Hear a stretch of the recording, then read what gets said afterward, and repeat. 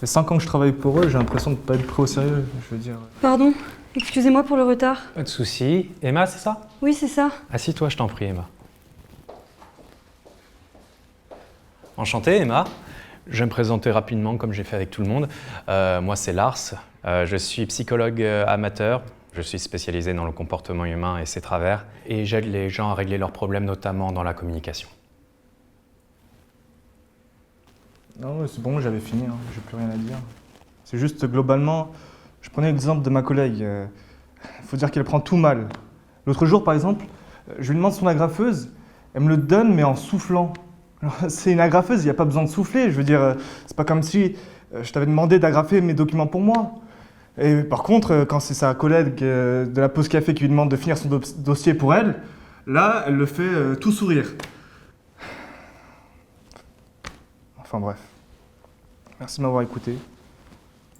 Merci, Jacques. Maintenant, Emma, est-ce que tu te sentirais à l'aise de nous dire pourquoi tu es ici? Tu peux te présenter en quelques mots, comme les autres l'ont fait pour se présenter.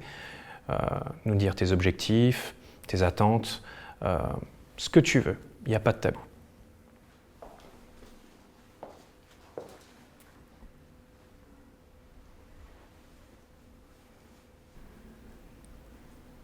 Je vais être bref. J'ai ma meilleure amie qui a perdu son père il n'y a pas longtemps. Et j'avoue que ça m'a fait complètement perdre mes moyens. Je voulais être là pour elle parce qu'elle avait besoin de moi. Mais j'ai pas su quoi dire, quoi faire.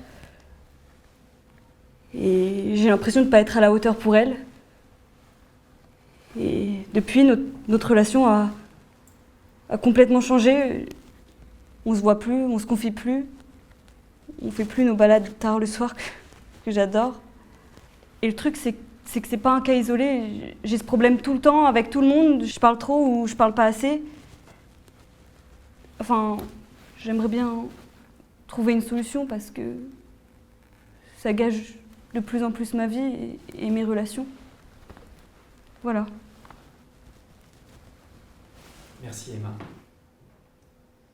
Tout le monde a des problèmes de communication ici. S'en rendre compte est la première étape vers la guérison. Alors, dans ce jeu de communication, vous êtes en binôme. L'un d'entre vous a les yeux bandés et l'autre sera là pour guider avec sa voix. Le but étant d'aller chercher la clé qui se trouve à l'autre bout. N'oubliez pas, la confiance avant tout. Vous êtes prêts? Partez! Tout droit, tu vas tout. Non, tourne-toi, voilà. Là, tu vas tout droit.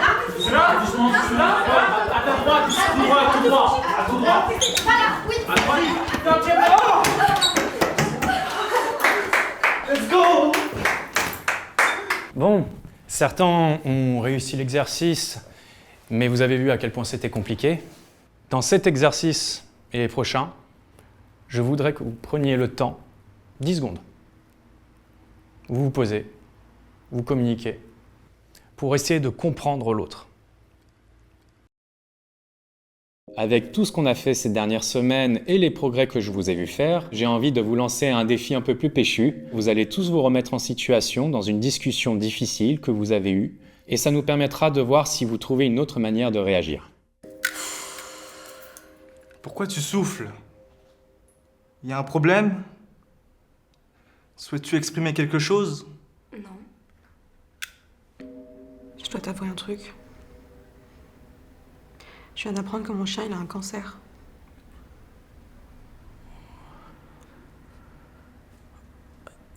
Bah, tu sais, la nature est bien faite. Enfin, je veux dire, ça arrive sûrement pour une bonne raison. Emma, je savais pas comment te le dire, mais je viens de perdre mon père.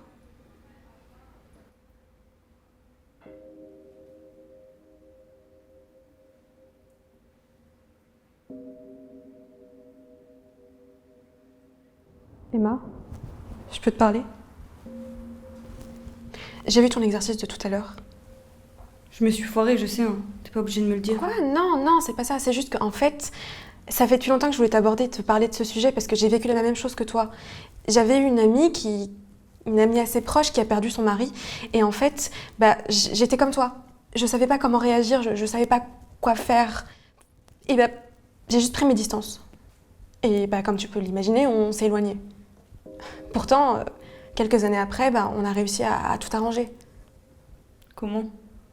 En fait, on s'était retrouvés par hasard et je lui ai juste dit que j'avais simplement pas su. Que j'avais pas pu, en fait, j'arrivais vraiment pas à savoir comment réagir face à son deuil, en fait. Et c'est marrant parce que, en fait, c'est comme si ça avait suffi. Et on est redevenus amis. Mais c'est pas parce que ça a marché pour toi que... Je connais pas vraiment ta situation ou bien ta relation exactement, mais moi j'aime à dire que, que tout peut être brisé, mais que y a rien qui dit qu'on puisse pas recoller les morceaux. Et tu sais, parfois il suffit juste d'être là, ou juste de prendre la personne dans ses bras. Après, tu vas pas pouvoir continuer d'avancer si vous parlez pas. Enfin, tu crois pas ? Élodie, écoute, quand tu m'as dit que ton père était mort, Emma!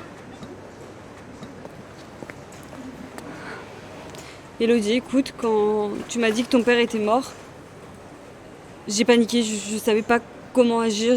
Non mais Emma, je t'arrête, tu repars dans un truc complètement inutile. Non, attends. Je recommence.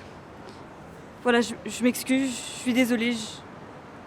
Je voulais être là pour toi, mais vu que je savais pas le faire, alors j'ai décidé de pas l'être et... Non. Laisse tomber. En fait, maintenant, il s'agit plus de moi. Juste de toi. D'être là pour toi.